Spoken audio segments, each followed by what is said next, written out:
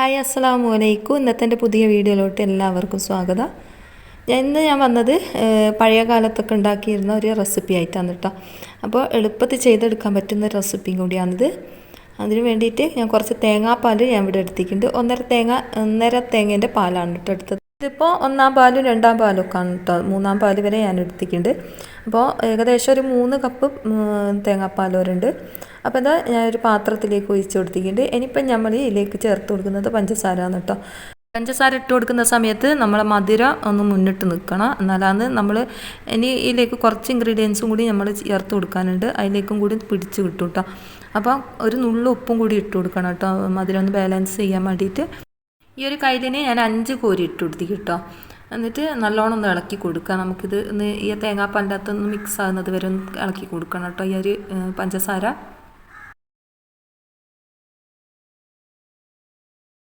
ഞാൻ 5-8 ഏലക്കായും കൂടി ചതുക്കി അതിലേക്ക് ഇട്ട് കൊടുത്തിന് കേട്ടോ. അതാണ് കാണുന്നത്, അത് കാണിക്കാൻ വിട്ടുപോയതാണ്. ഇനിയിപ്പോൾ ഞാൻ ഇതിലേക്ക് ചേർത്ത് കൊടുക്കുന്നത് 8 മുട്ടാന്ന് കേട്ടോ. ലേശം വലിപ്പമുള്ള മുട്ടാണ്. ഇതിപ്പോൾ ചെറിയ മുട്ട വെച്ചാൽ 10 മുട്ട വരെ എടുക്കുക കേട്ടോ. ഇത് നല്ല വലിപ്പമുണ്ട് മുട്ട, അതുകൊണ്ട് ഞാൻ 8 മുട്ടാണ് എടുക്കുന്നത്. അത് മുഴുവനായിട്ട് ഇതിലേക്ക് പൊട്ടിച്ചൊഴിച്ച് കൊടുക്കുക. മുട്ടൻ്റെ ഉണ്ണി ഇതേപോലെ ഉടച്ചു കൊടുക്കണം കേട്ടോ. നമ്മൾ പൊട്ടിച്ച് മുട്ട മുഴുവനായിട്ട് പൊട്ടിച്ചതിന് ശേഷം മുട്ടൻ്റെ കുഞ്ഞ് ഇതേപോലെ ഉടച്ച് കൊടുക്കുക. തേങ്ങാപ്പാലിൻ്റെ അടുത്തൊന്ന് മിക്സായി കിട്ടാൻ വേണ്ടിയിട്ടാണ് കേട്ടോ ഇങ്ങനെ ചെയ്യുന്നത്. എന്നിട്ട് നല്ലോണം ഒന്ന് ഇളക്കി കൊടുക്കുക. തേങ്ങാപ്പാലും പഞ്ചസാരയും മുട്ടയും എല്ലാം കൂടി ഒന്ന് നല്ലോണം മിക്സായിട്ട് വന്നോട്ടെ. ഇനി ഒരു പാത്രം അടുപ്പിലേക്ക് വെച്ചിട്ട് നമ്മളൊന്ന് ചൂടായതിന് ശേഷം വെളിച്ചെണ്ണ വെച്ച് കൊടുക്കുക കേട്ടോ. ഒരു 2 ടേബിൾ സ്പൂൺ വെളിച്ചെണ്ണ വെച്ച് കൊടുത്തിട്ടുണ്ട്. ഇനി ഞാൻ ഇതിലേക്ക് ഒരു വലിയുള്ളി ഇട്ട് കൊടുക്കുന്നുണ്ട്. ഇതൊന്ന് നല്ലോണം ഒന്ന് ചോപ്പിച്ചെടുക്കണം കേട്ടോ. ഉള്ളി ഒന്ന് നല്ലോണം ഒന്ന് ചോന്ന് വന്നാൽ നമ്മൾ ഇതിലേക്ക് അണ്ടിപ്പരിപ്പും കിസ്മിസും ഇട്ട് കൊടുക്കണം കേട്ടോ. ഒരു പിടി മാത്രം മതി. ഞാൻ ഇതിൽ ഇടുന്ന വീഡിയോ ഇല്ല കേട്ടോ, കാണുന്നില്ല. അപ്പോൾ നമ്മൾ ഇതിലേക്ക് ഇട്ട് കൊടുത്തിട്ട് നല്ലോണം ഒന്ന് ചോന്ന് വന്നോട്ടെ. എന്താ ഇതിലിട്ട് കൊടുത്തിട്ടുണ്ട് കേട്ടോ. അതൊന്ന് ചോന്ന് വന്നതിന് ശേഷം ഞാൻ ഇതിലേക്ക് കരിഞ്ജീരകം ഇട്ട് കൊടുക്കുന്നുണ്ട് കേട്ടോ. ഒരു ടീസ്പൂൺ വരെ കരിഞ്ജീരകം ഇട്ട് കൊടുക്കുന്നുണ്ട്. കരിഞ്ജീരകം ചെറിയ തീയിലിട്ട് നല്ലോണം ഒന്ന് ചോപ്പിച്ചെടുക്കുക കേട്ടോ, ഒന്ന് മൂത്ത് വരട്ടെ. എന്നിട്ട് നമ്മൾ നേരത്തെ തയ്യാറാക്കി വെച്ച ആ ഒരു മിക്സിൻ്റെ അകത്തേക്ക് നമ്മൾ ഈ തൂമിച്ച ഈ ഉള്ളിയില്ലേ, ചോപ്പിച്ച ഉള്ളി അതിലേക്ക് ഒഴിച്ച് കൊടുക്കുക. നല്ലോണം ഇളക്കി കൊടുത്തതിന് ശേഷം നമുക്ക് ഇതേപോലെ അടുപ്പിലേക്ക് മാറ്റാം കേട്ടോ. അടുപ്പിലേക്ക് വെച്ച് കൊടുത്തതിന് ശേഷം നല്ലോണം തിളപ്പിച്ചെടുക്കുക. ഇതേപോലെ നല്ലോണം ഇളക്കി കൊടുക്കണം കേട്ടോ. അത് കരിഞ്ജീരകത്തിൻ്റെ അതുപോലെ തന്നെ ഉള്ളിൻ്റെ ഒക്കെ ടേസ്റ്റ് ഈ തേങ്ങാപ്പാലിലേക്ക് പിടിക്കാൻ വേണ്ടിയിട്ടാണ്. അപ്പോൾ ഇതൊന്ന് നല്ലോണം തിളച്ച് വരട്ടെ. തിളച്ച് വന്നതിന് ശേഷം ഇതേപോലെ ഉണ്ടാവും കേട്ടോ. ഇതേപോലെ അപ്പം പോലെ ആയിട്ട് വന്നിട്ടുണ്ടാവും. എന്നിട്ട് ഇത് നല്ലോണം ഇളക്കി മാറ്റി വെക്കുക. അതിപ്പോൾ നല്ലോണം തിളച്ച് വന്നതാണ് കേട്ടോ. ഞാനിപ്പോൾ തിളയ്ക്കുന്ന വീഡിയോ ഒന്നും എടുത്തില്ല. അപ്പോൾ ഇതാ തിളച്ച് കിട്ടിയിട്ടുണ്ട്. ഇത് ഇപ്പോൾ മാറ്റി വെക്കുക. ഇനിയിപ്പോൾ നമുക്ക് ഒരു പാത്രം എടുത്ത് വെച്ചിട്ട് അതിലേക്ക് കുറച്ച് മൈദപ്പൊടി എടുക്കുക. ഞാനിപ്പോൾ ഒരു 3 കപ്പ് മൈദ എടുത്തിട്ടുണ്ട്. അപ്പോൾ ഞാനിവിടെ ഗ്ലാസ് കൊണ്ടാണ് അളക്കുന്നത്. എനിക്കൊരു കപ്പ് അളവാണ് കേട്ടോ ഈ ഒരു ഗ്ലാസ്. അപ്പോൾ ഞാൻ 3 കപ്പ് മൈദപ്പൊടി എടുത്തിട്ടുണ്ട്. അതൊന്ന് നല്ലോണം ഒന്ന് കുഴച്ച് എടുക്കുക. കുറച്ച് ഉപ്പ് ഇട്ട് കൊടുത്തിട്ട് നല്ലോണം ഒന്ന് കുഴച്ചെടുക്കുക കേട്ടോ. അധികം ലൂസാവേണ്ട ആവശ്യമില്ല. നമ്മൾ ലേശം ടൈറ്റ് തന്നെ കുഴച്ചെടുക്കുക. ഒരു ചപ്പാത്തിൻ്റെ ആ ഒരു പരുവത്തിൽ തന്നെ കേട്ടോ. ചപ്പാത്തിൻ്റെ മാവൊക്കെ കുഴക്കില്ലേ, ആ ഒരു പരുവത്തിൽ തന്നെ ലേശം ടൈറ്റായിട്ട് തന്നെ കുഴക്കുക. ഇതേപോലെ ഞാൻ കുഴച്ചെടുത്തിട്ടുണ്ട്. നല്ല ടൈറ്റായിട്ട് തന്നെ കുഴക്കുക. അത് കാരണം ഞാൻ അട്ടിയിട്ട് പരത്തുന്ന സമയത്ത് വിട്ട് കിട്ടാൻ വേണ്ടിയിട്ടാണ് കേട്ടോ ഇങ്ങനെ ടൈറ്റായിട്ട് കുഴക്കണം എന്ന് പറയുന്നത്. അപ്പം നമ്മളെ മാവ് ഇവിടെ നല്ലോണം കുഴച്ചെടുത്തിട്ടുണ്ട്. ഇനിയിപ്പം ഞാനിത് ചെറിയ ഉരുളകളാക്കിയിട്ട് മാറ്റി വെക്കട്ടെ. ഇതേപോലെ ചെറിയ ബോൾസ് ആക്കിയിട്ട് മാറ്റിയെടുക്കുക. ഇത് മുഴുവനായിട്ടും ഇതേപോലെ ആക്കിയെടുക്കുന്നുണ്ട് ഞാൻ. എന്നിട്ട് ഞാൻ ഇതേപോലത്തെ ഒരു പ്രസ് എടുത്തിട്ട് ഈ ഒരു ഉരുള എടുത്ത് ഈ ഒരു പ്രസ്സിൻ്റെ അകത്ത് വെച്ച് നമുക്കൊന്ന് അമർത്തി കൊടുക്കാം. ഉരുള പ്രസ്സിൻ്റെ അകത്തേക്ക് വെച്ചിട്ട് അമർത്തുന്ന സമയത്ത് ലേശം ഓയിൽ തടവി കൊടുക്കണേ. ഇങ്ങനെ ഓരോന്നും പ്രസ് ചെയ്തിട്ട് അമർത്തിയെടുക്കുക. ഇതിനിപ്പോൾ ഞാൻ അട്ടിയിട്ട് പരത്താൻ വേണ്ടിയിട്ടാണ് കേട്ടോ ഞാനിങ്ങനെ പ്രസ് ചെയ്ത് വെക്കുന്നത്. ഇനിയിപ്പോൾ 4 എണ്ണം ഞാൻ ഇതേപോലെ ആക്കിയെടുത്തിട്ട് അതിൻ്റെ അകത്തേക്ക് ഞാൻ ഓയിൽ തടവിയിട്ട് ലേശം അരിപ്പൊടി ഇട്ട് കൊടുക്കുന്നുണ്ട് കേട്ടോ. ഇപ്പോൾ അട്ടിയിട്ട് പരത്തിയിട്ട് നമ്മൾ തൊലി വേർതിരിച്ചെടുക്കുകയാണ് ചെയ്യുന്നത്. ഇതേപോലെ അമർത്തിയിട്ട് ഞാൻ 4 എണ്ണം സൈഡിലേക്ക് മാറ്റി വെക്കട്ടെ. 4 എണ്ണമല്ല 5 എണ്ണം വെച്ചിന് ഞാൻ.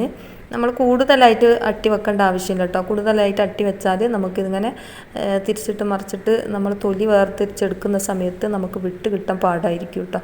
അപ്പോൾ ഞാൻ ഓയിൽ തടവി കൊടുത്തിട്ടുണ്ട്. വെളിച്ചെണ്ണ തടവരുത്, ഓയിൽ മാത്രം തടവ് കേട്ടോ. എന്നിട്ട് ഇതിലേക്ക് അരിപ്പൊടി ഇട്ട് കൊടുക്കും. എല്ലാ പത്തിരിൻ്റെ മുകളിലും അരിപ്പൊടി ഇട്ട് കൊടുത്തതിന് ശേഷം നമുക്കിത് ഓരോന്ന് അട്ടി വെക്കാം.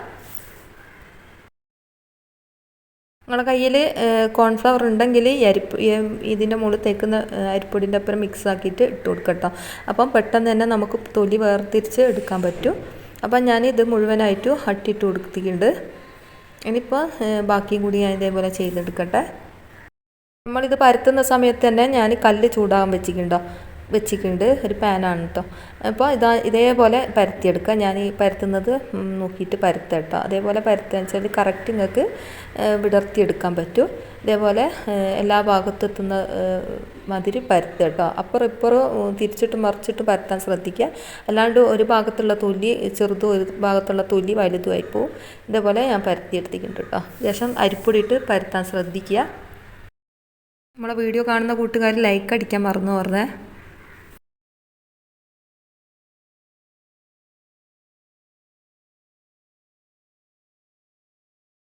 കല്ല് ഞാനിവിടെ പരത്തിയെടുത്തിട്ടുണ്ട്. കല്ല് ഞാൻ ചൂടാക്കാൻ വെച്ചിരുന്നു. നമ്മൾ ലോ ഫ്ലെയിമിൽ ഇടുക കേട്ടോ കല്ല്. എന്നിട്ട് ഈ ഒരു പത്തിരി തിരിച്ചിട്ടും മറിച്ചിട്ടും ഒന്ന് വേവിക്കല്ല, തിരിച്ചിട്ട് മറിച്ചിടുകയും ചെയ്യുന്ന സമയത്ത് തന്നെ അത് ലെയറായിട്ട് ഇങ്ങനെ വിട്ട് വരും കേട്ടോ. അതേപോലെ ചെയ്താൽ മതി. ഒരു പത്തിരി നമുക്ക് കിട്ടിയിട്ടുണ്ട്. ഇനിയിപ്പോൾ തിരിച്ചിട്ട് കൊടുത്തിട്ട് മറ്റേ ലെയറും കൂടി നമുക്ക് അടർത്തി മാറ്റിയെടുക്കാം. അതേപോലെ ചെയ്താൽ മതി കേട്ടോ. അങ്ങനെ തിരിച്ചിട്ടും മറിച്ചിട്ടും ചെയ്യുന്ന സമയത്ത് തന്നെ ഇത് വിട്ട് വരും. അപ്പോൾ അത് അടർത്തി മാറ്റി കൊടുത്താൽ മതി. എളുപ്പമാണ് ഇത് ചെയ്തെടുക്കാൻ. കോൺഫ്ലവർ ഉണ്ടെങ്കിൽ പെട്ടെന്ന് തന്നെ നമുക്ക് വിട്ടിട്ടു കേട്ടോ ഈ ഒരു തൊലി ഭാഗം. അപ്പോൾ ഇതേപോലെ ഞാൻ മുഴുവനായിട്ട് ചെയ്തെടുക്കുന്നുണ്ട്. എടുക്കുന്ന സമയത്ത് നമുക്ക് കൈ പൊള്ളു കേട്ടോ, ശ്രദ്ധിച്ചിട്ട് ചെയ്യുക. അതേപോലെ വിട്ടെടുക്കുന്ന സമയത്ത് ഇതിൻ്റെ ഉള്ളിൽ നിന്ന് ആവി നമ്മളെ കൈമേലേക്ക് കയറാൻ ചാൻസ് കൂടുതലാണ് കേട്ടോ. അപ്പോൾ ഒരു ചട്ടകാറ്റം വെച്ചിട്ട് മറ്റേ തൊലിക്ക് സപ്പോർട്ട് ചെയ്തിട്ട് വലിച്ചെടുക്കുക. ഇതേപോലെ ചെയ്താൽ മതി. എളുപ്പമാണ് കേട്ടോ ഇത് ചെയ്തെടുക്കാൻ വേണ്ടിയിട്ട്. അപ്പോൾ ഇത് ഞാൻ മുഴുവനായിട്ട് ചെയ്തെടുക്കുന്നുണ്ട്. ഇതാ കണ്ടില്ലേ, ഇത് മുഴുവനായിട്ട് ഞാനിവിടെ ചെയ്തെടുത്തിട്ടുണ്ട്. അപ്പോൾ നല്ല നൈസായിട്ടുള്ള പത്തിരിയാണ്. അധികം കട്ടി ഉണ്ടാവാൻ പാടില്ല കേട്ടോ ഈ ഒരു റെസിപ്പിക്ക്. അപ്പോൾ അതാ നല്ല നൈസാക്കി എടുത്തിട്ടുണ്ട്. ഇനിയിപ്പോൾ നമ്മളൊരു പാത്രം എടുത്ത് വെച്ചിട്ട് ഒരു തൊലി ഇതിലേക്ക് വെച്ച് കൊടുക്കുക. എന്നിട്ട് നമ്മൾ നേരത്തെ ഉണ്ടാക്കി വെച്ച മിക്സിലെ തേങ്ങാപ്പാലിൻ്റെ ആ കൂട്ടിലെ അത് ഇതിലേക്ക് ഒരു കോരി ഒഴിച്ച് കൊടുക്കുക കേട്ടോ. ഒരു കോരിയോ 2 കോരിയോ നമുക്ക് എത്ര മണിന്നല്ല 2-3 കോരി ഒഴിച്ച് കൊടുക്കുക. എന്നിട്ട് ഇതേപോലെ എല്ലാ ഭാഗത്തും ആക്കി കൊടുക്കുക. കൂടുതലായി പോകണ്ട കേട്ടോ. കൂടുതലായാൽ വെള്ളം പോലെ പോവുക ഈ ഒരു തൊലി. അപ്പം ഇനിയിപ്പോൾ അടുത്ത തൊലി ഇതേപോലെ തന്നെ സീറ ഒഴിച്ച് കൊടുക്കുക. അങ്ങനെ ഓരോ ലെയറും വെച്ച് കൊടുക്കുക കേട്ടോ. വെച്ച് കൊടുത്തിട്ട് നമ്മൾ ഉണ്ടാക്കി വെച്ച സീറ അതേപോലെ ഒഴിച്ച് കൊടുക്കുക. എല്ലാ ഭാഗത്തും ആക്കുന്നത് വരെ ഒഴിച്ച് കൊടുക്കുക. നല്ലോണം ഇളക്കിയിട്ടാണ് കേട്ടോ ഒഴിച്ച് കൊടുക്കാൻ പാടുള്ളൂ. കാരണം എന്താ വെച്ചാൽ അതിൻ്റെ ഇടയിലൊക്കെ ഉള്ളി അതുപോലെ തന്നെ അണ്ടിപ്പരിപ്പൊക്കെ ആവണമല്ലോ. എന്നാലാണ് നമ്മളെ ഈ ഒരു റെസിപ്പിക്ക് നല്ല ടേസ്റ്റ് വരിക.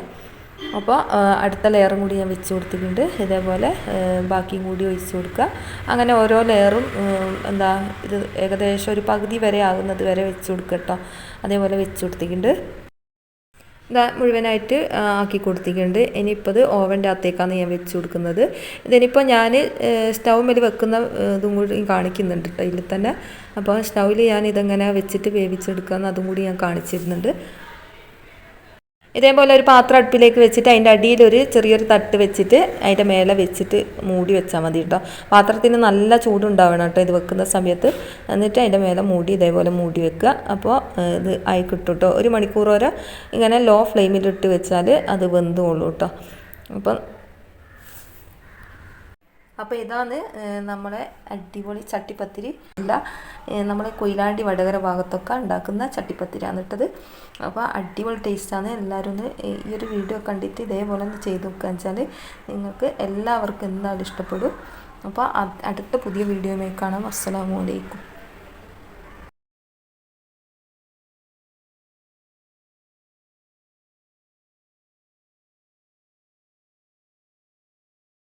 നമ്മളെ ചട്ടിപ്പത്തിരി കേട്ടോ അടിപൊളിയാണ് കേട്ടോ.